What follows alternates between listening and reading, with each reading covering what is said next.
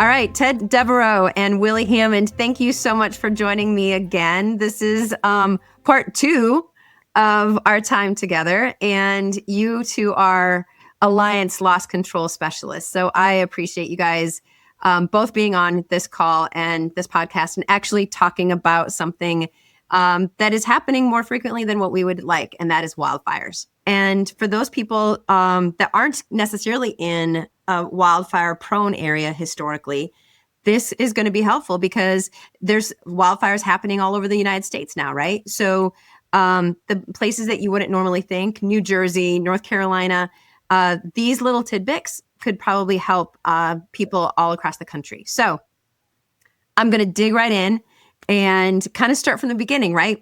There are warnings that clients get. And I think that one of those is a red flag warning.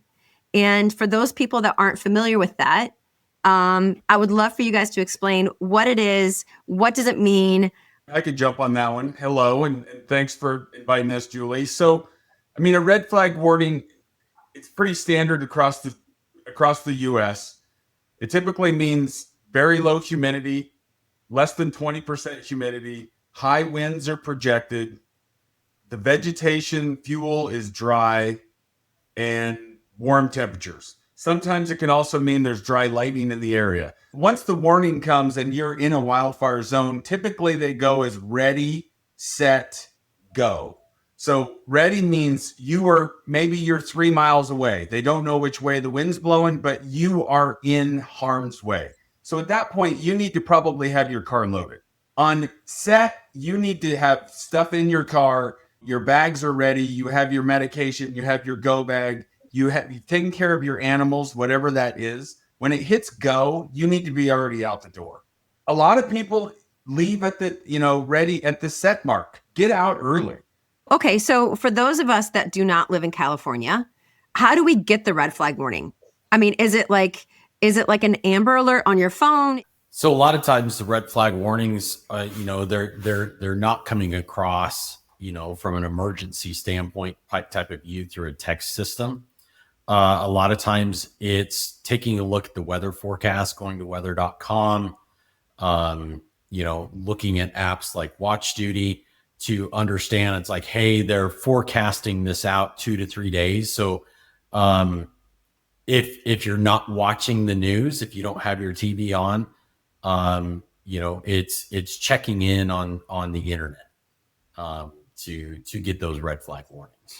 And I would assume it's kind of hard because, I mean, back in the day, there used to be like a wildfire season, right? And now it's like wildfire season is 12 months out of the year. So it's almost, you have to always be on high alert and be prepared. So first, what do they grab? What do they do when they first get that red warning, red flag warning?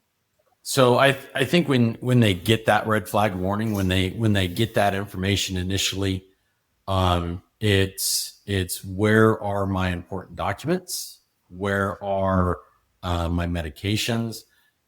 Kind of preparing that go bag just in case. You never want to live on high alert, but there's basic essentials that having them in the same place each time, so you know where to go grab them. So you're not searching, because again, at 2 a.m., at 3 a.m., 4 a.m., you're waking up, you're having to move quickly. It's about pre-planning. There's a reason why we practice. You don't want the first time you're trying to get out of the house quickly to be at that, mandatory evacuation time.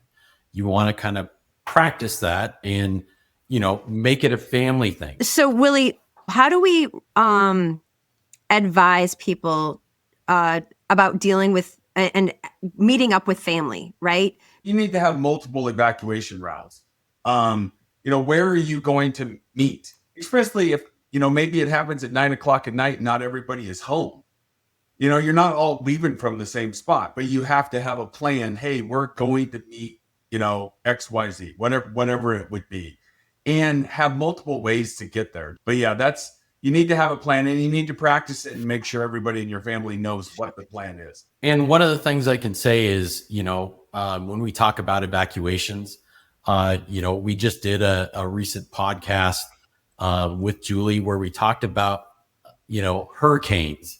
So I would suggest going back and looking at that podcast as well, because we talk a lot about the communication aspect of it, on how to use your iPhones to use satellite communication and stuff like that. So I would just recommend going back and taking a look at that podcast if you mind. Nice little plug, Ted. Thank you so much. I tried. I love it. I love it.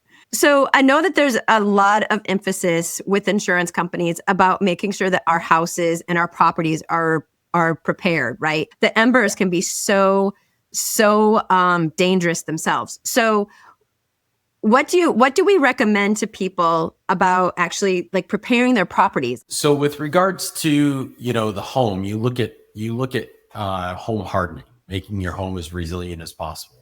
That starts with the ember resistant vents. It's no longer that the 1/4-inch mesh is sufficient. Now carriers are looking at 1/16 inch mesh at minimum, if not a complete, ember resistant system like a Vulcan vent or a Brain Guard vent. Then you're looking at gutter guards to stop the buildup of debris in your gutters, because that's one of those areas in gutters that it tends to hold a lot of debris, a lot of dry fuels, as we would put it. And once you get past that point, then you're looking at combustible materials up against the home. Is there a break? If you have a wood fence that's coming directly into the house, is there a non-combustible section of that fence that kind of stops that wood fence from burning up against the home and catching your home on fire? And then you go into the vegetation, that 0 to 5 feet, the 5 feet to 10 feet. In that 0 to 5 feet, you want to have no combustible plant materials. You don't want bark mulch. You don't want plants that are highly combustible. Anything that's usually has a high fragrance is usually fairly combustible. And you don't want that, because that's what's going to burn up against the home. It's going to burn up against the windows, break the windows, and then allow fire embers into your home. Does spraying your house right before you leave, like from with a hose or something like that, does it help? I mean, or the trees around it, or does it help? There's two schools of thought there. They say if you leave them on for a little while, it helps a little bit because it increases the humidity around your home. So if you turn your sprinklers on, you water everything, but they tell you don't leave them on. Don't turn all your sprinklers on and then walk away, because that's also the contributing factor to why some of these fire hydrants run out of water. But some of the fire departments will tell you, especially if you're not leaving for an hour, or you're in the get ready, set mode, you're not evacuated yet. Great time to turn everything on, water everything, kind of increase the humidity around your home, and then turn them off and go. I saw a claim. The people got evacuated. They put 2 sprinklers on their roof and they evacuated. Well, they didn't have a fire damage claim. They had a flood claim. All the water, because it ran for 3 days. All the water came off the roof, made divots in the yard, made the water run back into the house. The house was almost total due to water damage from a wildfire. That's crazy. Okay, so that brings me to another question, right? It's not the only cause of loss, because you can have wildfires all around you, and all of a sudden vegetation is gone, and a month or 2 months later, all of a sudden they get a really bad rainstorm, and there's mudslides, or there's flooding, or the wildfires cause so much other damage and possible claims in the future. It can be pretty devastating, correct? Yes. And one of those big ones is smoke damage. You'll have smoke damage coming in, and that's where, you look before you leave, you're shutting down your air conditioning system. So that way, if smoke does get in, it's not into your ductwork. It's not spreading around through the home. Smoke damage is a big one. Down the road, yes, you do have a lot of concerns when it comes to mudslides. In mudslides, it's there's nothing to prepare against mudslides other than being aware of when a rainstorm's coming, to know it's like I might have to evacuate again because of a mudslide. Right. And mudslides aren't always covered underneath homeowners. So let's be honest that it very well could be pretty tricky if that be the case. What would be the biggest myth that you think that people assume about wildfires? One of the biggest myths I hear, and this one's been debunked a couple times recently, is I live in a small, tightly grouped community and there's no fuel around me. That one's been immediately debunked when we lose 1,000 homes in these big fires or more. Because when one house goes up and they're only whatever it is, right, 5 feet, 10 feet, 20 feet from your neighboring house, if the one house goes up, the heat that comes off of that house that's on fire is astronomical. And your house that's only 10 feet away is probably going to be gone no matter what. The windows are going to break and it's going to burn down from the inside.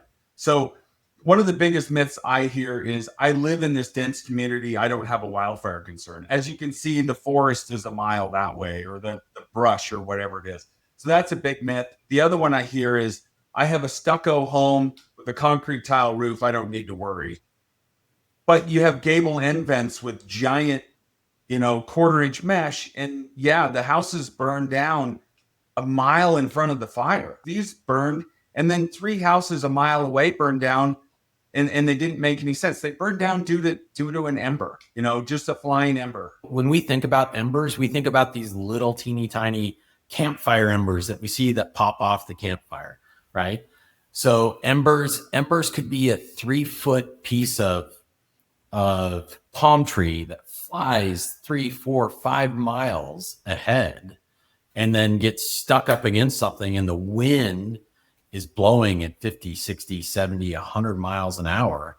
So it's just creating, additional embers off of this larger ember that then finds its way into the home through Right. the vent. I was just going to say, and those beach houses are very they're compact together and they have a ton of trees, right? They're trying to block their neighbor that's 3 feet away. And some of them are old. I mean, we have a great example of a new house was right here, and the 1970 house was next to it. They both got hit with the same ember storm. The new house did great. The 1970 house burned down. It says something for current technology and building codes, right? Not just for hurricanes, but for wildfires too. It 100% does. And a lot of the technology changes or the building code changes have been based upon security cameras. Now people have, Ring doorbells and all these security cameras. Even if their house burns down, you still have the footage of how it burned down. You can see the tree fall over. You can see the embers fly under the deck, and then the deck catches on fire. There was a lot of people in some of these fires that they watched their house burn down through their doorbell camera. So, and then they find proof. Hey, the embers did enter the roof vent or the crawl space vents, or hey, this gentleman left his garage door open because they left in such a hurry, and now the house burns down from the inside. So there's a lot of things that have been improved, technology, building codes, etc., based on real life examples after these fires. Well, thank you so much, Stillman. I appreciate it. We could be talking forever on this topic because it is so important. And like I said at the beginning of the podcast, it is affecting a lot more people than just people out in California. Thank you. Sounds Talk good. soon.